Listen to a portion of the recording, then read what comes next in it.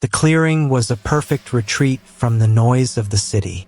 An open field bordered by tall pines, with the scent of fresh grass mixing with the smoky aroma of grilling meat, made it a place of relaxation and escape. We had set up a couple of folding tables, draped them with checkered cloths, and spread out an assortment of snacks. Juicy watermelon slices, crisp apples, bowls of chips, and coolers filled with beer and soda. The centerpiece, though, was the grill, where Victor was expertly flipping skewers of marinated meat. The group had been planning this for weeks. 8 of us, co-workers, friends, and a few of their partners. Conversations meandered between topics: office gossip, travel plans, the annoying quirks of certain bosses. The mood was light and carefree. Someone had brought a Bluetooth speaker, and soft music floated through the air, blending with the crackling of the fire and occasional bursts of laughter. "I could live like this," Ella said, leaning back in her folding chair, her plate balanced precariously on her lap.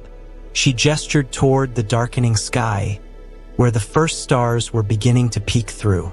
"No deadlines, no meetings, just this. I give you 2 days before you'd start missing Wi-Fi," Victor teased, earning a chuckle from the group. But as dusk settled, a peculiar stillness crept over the clearing. The kind of silence that makes you realize you've been hearing something. Birds, wind in the trees, distant insects, without noticing it until it was gone. I glanced around, noticing how the shadows of the forest had grown deeper, more impenetrable. "Did it get colder?" Lena asked, rubbing her arms. She was always the first to complain about the weather, but I had to admit I felt it too. A sudden drop in temperature that made the fire seem less warm than it should have been. "It's just the evening chill," Victor said, though his voice lacked its usual confidence. He shifted the skewers on the grill, his eyes darting toward the trees. "Anyone else feel like we're being watched?" Ella asked quietly. Her words broke whatever fragile illusion of normalcy we had been clinging to. We all turned, as if on cue, to look at the forest. It loomed at the edge of the clearing, a wall of darkness that now seemed unnervingly close. "Stop it," I said, forcing a laugh. "You're just psyching yourselves out." But the laughter felt hollow. My own unease had been growing, though I couldn't say why. There was nothing there, just trees and shadows, but the feeling of being watched was undeniable. The first sound came just as Victor was plating the last of the meat. A faint rustling, like someone or something moving through the underbrush. "Probably a deer," Lena said, though her voice wavered. "No deer makes a sound like that," Victor muttered. The rustling grew louder, closer, joined by an odd, clicking noise. I can't describe it properly, it wasn't mechanical, but it didn't sound natural either. A rhythmic, staccato clicking, like nails tapping against wood. "Okay, that's creepy," Ella said, standing up. "Maybe we should pack up," suggested Alex, his face pale. Before anyone could agree or argue, a shape emerged from the treeline. At first, it was hard to make out in the dim light, but as it stepped closer, the firelight revealed it. It was hunched, humanoid but wrong in every conceivable way. Its skin was ashen, stretched tight over its skeletal frame. Long, gangly arms ended in clawed fingers that scraped against the ground as it moved. Its head was disproportionately large, with hollow, sunken eyes that seemed to absorb the light rather than reflect it. And then there was its mouth, a grotesque maw filled with jagged teeth, far too many for something its size. It clicked its jaws together, producing that terrible sound we'd heard earlier. No one screamed. I think we were too shocked, too frozen in place to do anything but stare. Then, as if drawn by the fire or our terror, more figures began to emerge from the woods. 2, 3, 5, too many to count. All of them identical, their movements jerky and unnatural. Victor was the first to react. He grabbed the grill lid and swung it toward the nearest creature like a shield. It didn't flinch. Instead, it tilted its head, studying him with what felt like cruel amusement. "Run!" someone shouted. We scattered, abandoning the food, the fire, everything. I don't know who ran where. I just sprinted toward the cars, my heart pounding so hard it felt like it might burst. The forest closed in around me, the towering trees now a labyrinth of shadows. Behind me, I could hear them, the clicking, the rustling, the low, guttural growls that didn't sound quite human. They didn't run. They stalked, their long limbs carrying them with unnerving speed. The rest of the night is a blur. I reached the car, fumbling with my keys as those things closed in. The headlights revealed them for what they were: ghouls, monsters that should exist only in nightmares. When I finally reached the car, I threw open the door and dove inside, locking it behind me with trembling fingers. The interior light blinked off, and I crouched low in the driver's seat, peeking over the dashboard. Outside, faint silhouettes moved through the darkness, and I realized with a jolt of terror that some of the others had made it back too. In the dim moonlight, I saw Alex sliding into the back seat of his SUV, Ella scrambling into her sedan, and Lena ducking into Victor's car. We all had the same idea: stay quiet, stay hidden. My breath came in shallow gasps, fogging the windows. I prayed the creatures hadn't seen us, but deep down, I knew they had. They weren't mindless predators. There was something calculating about them, something far too aware. I watched as the first of them reached our campsite. It paused at the edge of the clearing, its sunken eyes scanning the scene. His head turned, jerking in sharp, bird-like movements. Then it let out a low, rattling hiss that made my stomach twist. More of them emerged, their forms illuminated faintly by the dying embers of the fire. They moved with an unsettling purpose, fanning out through the camp as if they were searching for something or someone.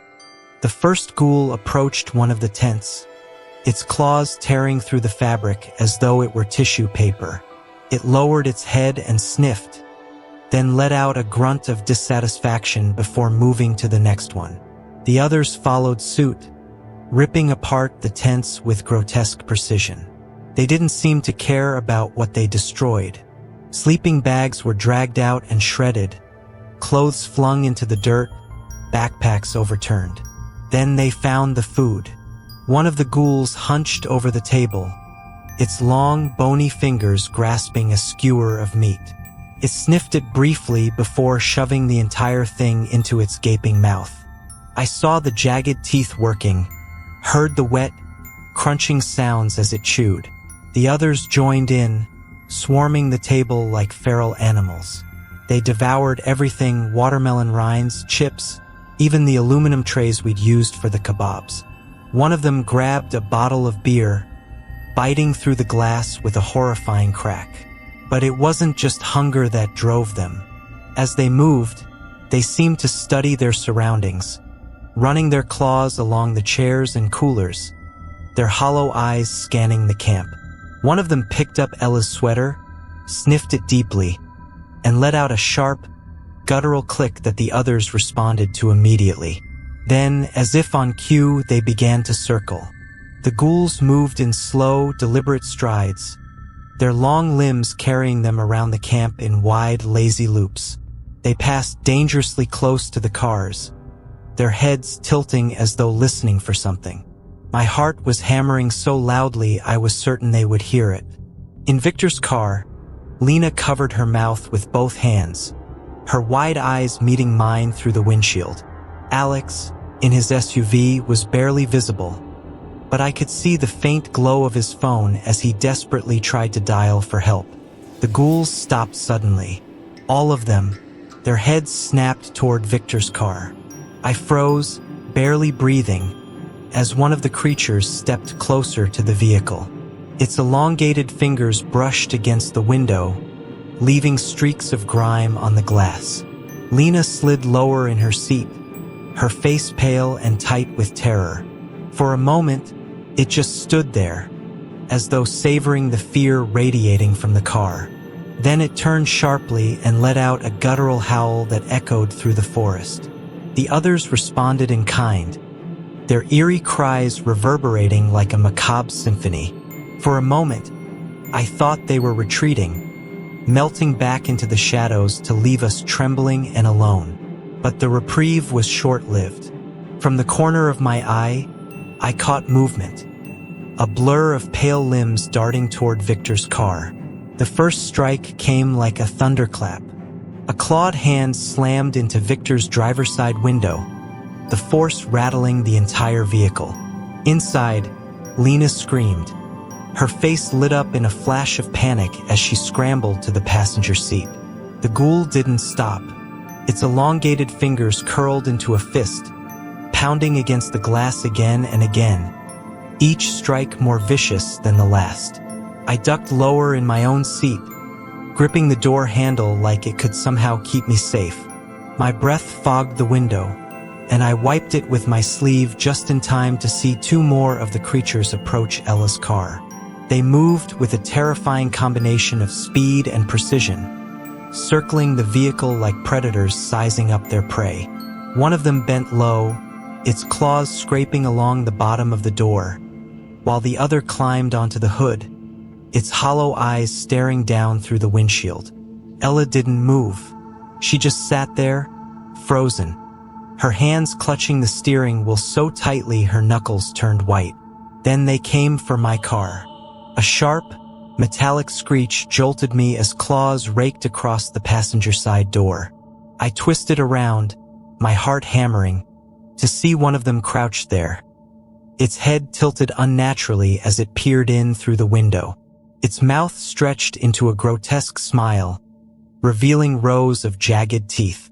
It pressed its hand against the glass, smearing it with streaks of filth as it traced slow, deliberate circles. Another loud crash shook the car. A second ghoul had climbed onto the roof. I could hear its claws scraping against the metal, its weight denting the thin surface above me. Every instinct screamed at me to run, but there was nowhere to go. The others weren't faring any better.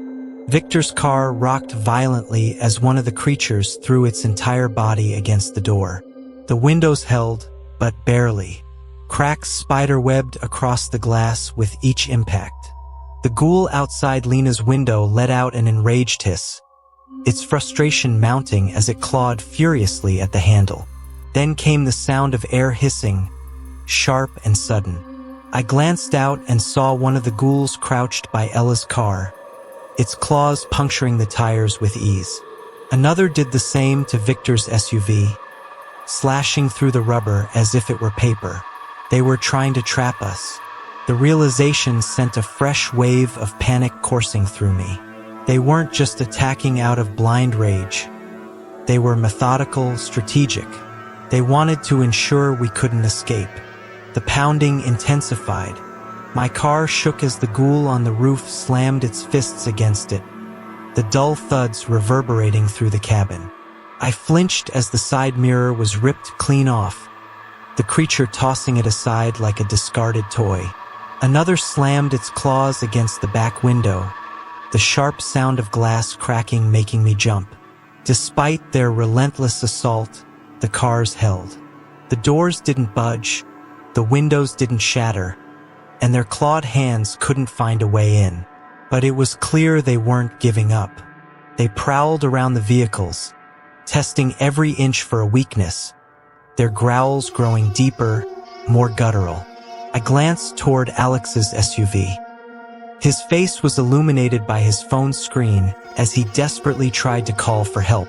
But there was no signal out here, we all knew that. Still, the sight of him clutching the device like a lifeline filled me with a shred of hope. One of the ghouls must have noticed the faint glow, because it suddenly lunged at his window, its claws slamming into the glass. Alex dropped the phone, recoiling in terror as the creature pressed its face against the window, its sunken eyes glaring at him with an almost mocking intensity. Time stretched endlessly. The relentless pounding, the scraping, the growls. It felt like it would never end. But no matter how hard they tried, the cars remained impenetrable. The ghouls seemed to sense this too, and their frustration grew. They began to hiss and snarl, their movements becoming more erratic, almost frenzied. And then, as suddenly as it had begun, the assault stopped. The ghouls stepped back, their heads tilting in unison as if listening to something only they could hear. One by one, they turned away from the vehicles, retreating into the darkness.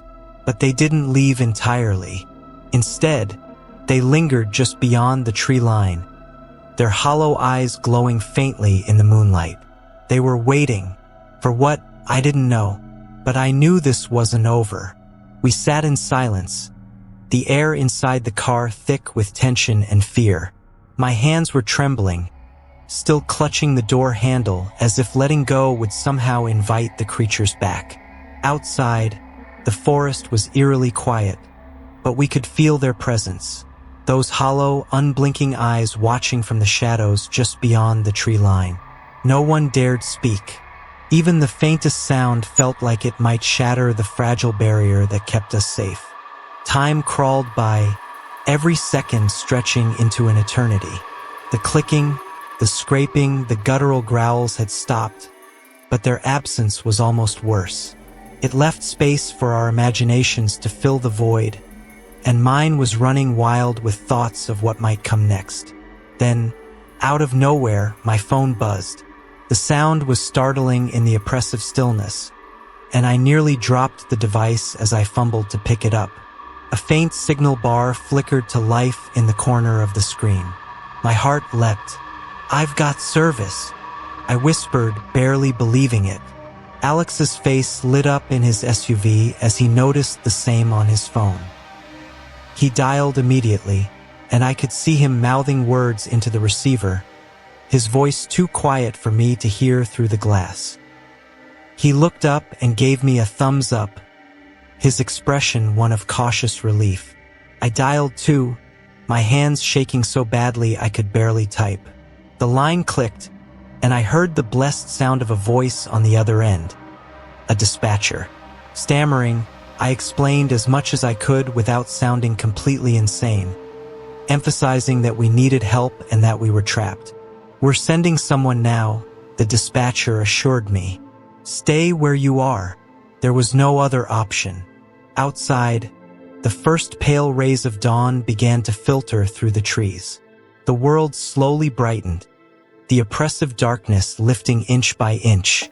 With the light came a change. The figures at the edge of the forest began to fade, their forms dissolving into the retreating shadows. They didn't run or slink away. They simply vanished, their hollow eyes and grotesque shapes swallowed by the rising sun. It was as though they had never been there at all. But we knew better. Even with the creatures gone, we stayed put. None of us dared leave the cars, not until we were sure the danger had passed.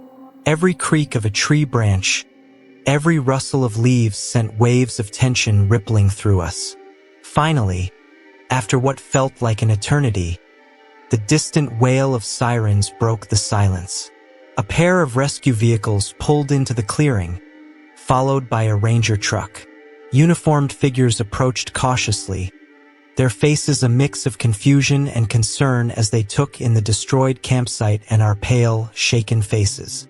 It took them hours to gather statements and piece together what had happened, or at least what we claimed had happened. No one believed us about the ghouls, of course. They chalked it up to wild animals or a prank gone wrong. But as they led us away from the clearing, I caught one of the rangers lingering at the tree line, his eyes scanning the forest with a wary expression. Maybe he felt it too, that we hadn't imagined it, that something was still out there.